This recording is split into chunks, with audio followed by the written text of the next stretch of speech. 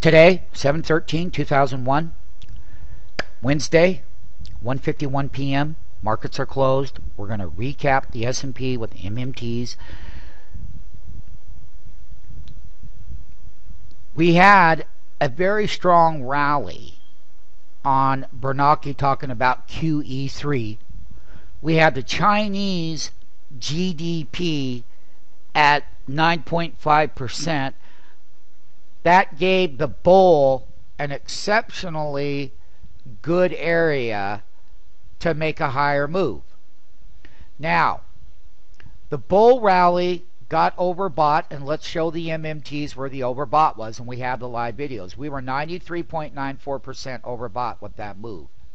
Since we've had a 1, 2, 3 day correction within the bull rally, back to these key intersection of the 50-day moving averages in here, and that means that the 10-day is rising, but these longer term daily moving average are at an intersection with each other.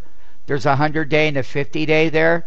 I'm going to draw a trend line. I want you to know, though, that when you look at this trend line, that the S&P ran up to 1331 today, and the S&P ended up on a closing print of 1317, only up 4 handles on the day. So let's talk about summer bull rallies when we are 3 days into the fresh earnings season. Now, when we really get right into this part of it all, I'm going to draw a trend line, MMT.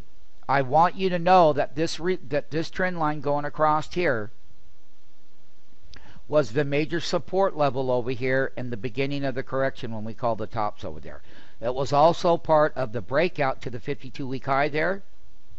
We made the 52-week lows. We were overbought. I just showed how overbought we were. We said there had to be a pullback within this bull rally. Right now, today's reading is 67.64% DS versus 93. The 10-day simple moving average, 2 days in a row, we sold into it yesterday. The trade management in the morning was that the S&P had stayed elevated all day, but nonetheless, yesterday it sold into the 10-day, and it sold into the 10-day, but we made a higher high. We've got support at this intersection of the 50-day and the 100-day simple moving average. And what that really says, and I'll do on the weekend what it really means in the longer term, is that this support level right here, this trend line going right across here now, is where your major support level was when you had gapped up above here and made the 52-week high to that short. This was your support level from the original reversal in May, and we rallied up. Then we broke this trend line here and went down and put in the bottoms on the S&P. Now, the bear, but we're in an earnings season, but the bear is going to have to be careful because the bull rally trend is still in play. The rising 20-day simple moving average is bullish to support level down here, and this is going to be where the major tops, this trend line down here, that's going to be the next lower level at 1300. Now, with Google up on deck tomorrow, JP Morgan before the opening bell, we're going to have a lot of volatility. The thing that you can clearly see within the volatility is we get headline news. They discounted Italy's problem in the Euro zone over there, and you can see that they've been selling into it, but we've been making higher high here, and we're holding this double bottom right here. So the bull rally was overbought. It's pulled back. It's going to take a great deal of earnings volatility in the short term. Here, I'm going to draw this trend line right here. This is a major trend line. That 50-day is kind of tilting down, but they're intersecting. You're kind of slightly below it. So, like anything, you got to get above that 10-day simple moving average. And in order to get to 1360 up here, slightly above the trend line, is you're going to have to clear that and consolidate above there at support level. So we've had 2 passes The major passed that resistance level here, which was the major support level in this last bull rally run. We're not as overbought as we were. It's going to take a great deal of earnings. What will happen in bull rallies, we come down here and we hit these moving averages here. The 20-day is the red line, the 40-day is right there. But we're got to close above it, and we got to take out that resistance. In order to get higher in the earnings season, companies are going to have to report bottom line growth. Yum Brands just came out and beat. Marriott didn't do so well. Alcoa, which started on Monday, did okay. Then there was a couple of semiconductor stocks like Novellus and Microchip. They're on the website. They didn't do so well. And QE3 was the topic of the day with China. And people continued to sell into there. But the long-term trend on the S&P 500, for the way that it sits right now, this is the multi-year long trend, starting from over here. But the 2010 trend to the 2011 top is the one that we're going to focus on. And basically what we're going to focus on, MMT, is I'm going to take this, I'm going to do the bottoms over here. I'm going to pull this up here to the belly of this trend right there, right now. That just so happens to come out at 1278 on the S&P. What we're going to be looking for is outside of that 2010 long-term trend line that come across these double bottoms, where we call the bottom, is that bull rallies are bull rallies. I'm going to tell you what it's going to take. U.S. growth is slow. We got a lot of contagion out there. What matters, though, is if the earnings beat the bottom line revenue growth in the big large cap 100 and multinationals that make money outside of the U.S. We know that the last quarter is slow in the U.S. That's forgiven.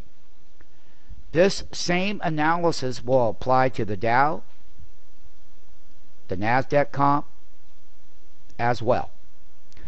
The support levels here are what we call the first pullback phase to support at the key 50-day and 100-day moving average, with a very tight band at this upper resistance line, which was your major support lines. The longer term trend, even though that we had an overbought market here and an oversold market here, the longer term trend still remains bullish. Overbought needed to come down and test that 1250. That bottom trend line is the long trend line that goes over multi-years. It goes all the way back over here to 2008 where it broke down. It also goes way back over here in 2006 where the breakout was. That's what this trend line is. And in 2011, this trend line has not been broke. And every time we get overbought here, we tested it and we rallied to a new high. We got so overbought here, we had to short it all the way back down to that trend line. And we bull rallied back up here. And we tested that resistance line right here, where the neckline was right here at this top. And where the trend started down. We've tested that in the bull rally. We pulled back. But the thing about it is that the long-term bull rally has got is in play, because you can't break that 1261 on the S&P. That's the lower end when you get overbought. We're overbought here and we're pulling back. There are 4 stages to a market top. I won't go into it in this video. I will say on the S&P 500 though that the S&P 500 is going to be reporting earnings. If they beat, the majority of them beat on the bottom line, you're going to break back up here to 1360. And I will draw a trend line right here. This is going to be all in the short term. That 1360 will be the upside target, which is 10 handles lower than the original 2011 1370 high. You don't see 1360 if they don't beat bottom line earnings. In fact, we could come all the way back down here if there's enough publicly traded companies that miss the earnings. Then you're not going to get there. But the long-term trend is still intact. The bull trend is still there. Overbought, oversold, new bull rally sets up, a bull rally set up over here to a new high, a new bull rally is set up here, and like I said, on the S&P, it's going to be very volatile over the next 3 or 4 weeks.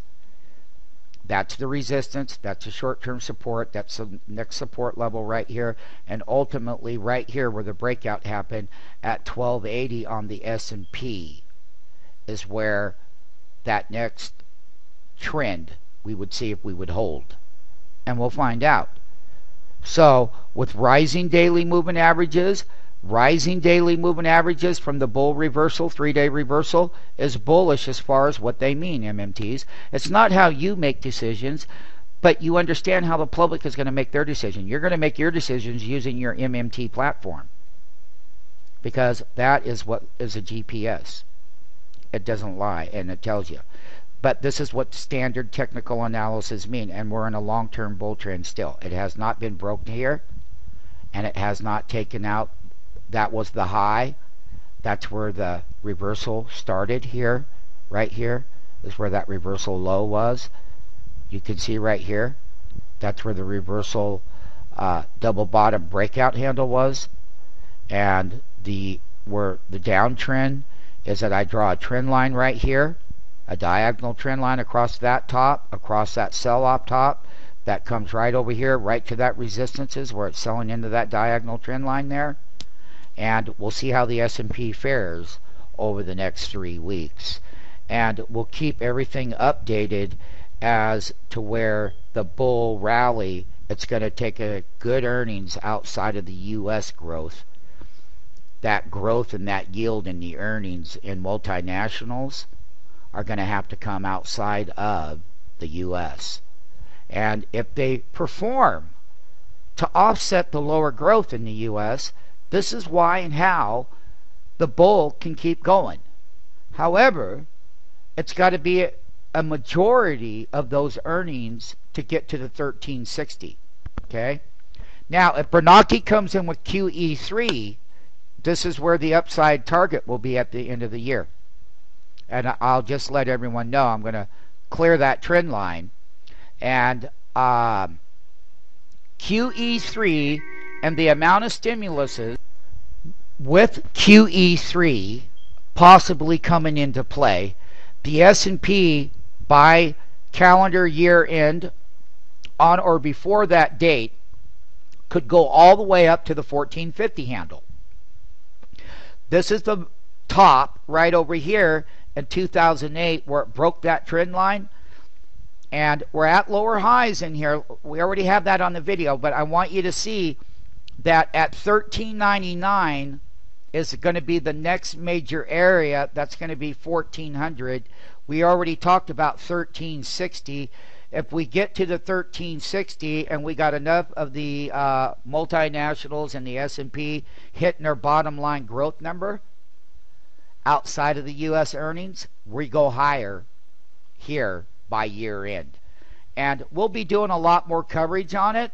But then on the flip side, if they don't meet that bottom line and they don't do well in this quarter and things get worse and QE3 doesn't come into play, the only way they're ever going to get this up here is by doing a huge round of stimuluses, clearing up the debt thing. They don't want to stop. We watched the Bernanke hearings all day, but I can tell you that the recipe from last year when we got QE2 coming in at the end of August of 2000, we made all-time September, October, November highs. And the same thing would happen again with the huge injection of stimuluses. And the thing about it is, though, we got to get some job creation in there. But it's all about how does the U.S. survive outside of U.S. growth. And if you look at the multiple right now at $95 per share in the S&P 500 overall, if you calculate that 1450 correctly, you're looking at $96, a dollar higher on the earnings, which would get you up here to that 1450 December 31 on or before 2011 all-time peak now. But there's also the other flip side to it. we don't do QE3 and we slow down lower and we get there, the support level by year end could be quite the opposite down here. And this is 1047. This is going to be the 1100 area. Right now, we got the neckline of 1200. If we don't get a good earnings report in this quarter that we're in now, and we sell up and we break this trend line, this is the major trend line of the 2008 trend line. It's also the 2005 breakout at resistance, and it's also the long-term trend line that comes up off the 2003 lows that come into play.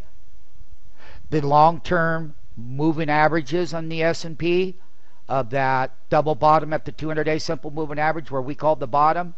These are the lower trend lines. There's also some other ones that we would be looking at. This is the top of 1150, 1147 handle of the breakout over here. This is the 2010 picture across here. This is how we got to the 2011 peak. It's going to take QE3 to get that up there. But hey, this government doesn't believe in stopping spending, and this government believes in more stimuluses. So as the way that the markets can potentially go by year end and a good earnings season on bottom line, you don't fight the tape, you take advantage of it, because the bulls would be coming off that sideline pretty big. So we got short term, long term, medium term, based on earnings, based on market tops, going back and looking over the whole scenario, is that it's going to take what it's going to take, everything that I've said in the video. And right now, I've got certain stocks that are bellwethers that are going to report. Multinationals, S&P 500, stocks that make great earnings to offset the slower growth. It's going to take a certain part of that to get this top. Short term is going to be 1360, which is 10 handles below the 1370 reversal here. And we'll do a lot more analysis as we do on weekends, weekly, monthly, and that bull rally started there. Contagion in Italy, Portugal, Ireland, Greece have been set on the burner. This is what it's going to take for the rest of the calendar year before we even get into the bulk of the earnings. I'm letting this be known now and highlighting this. Let it be known on the S&P 500.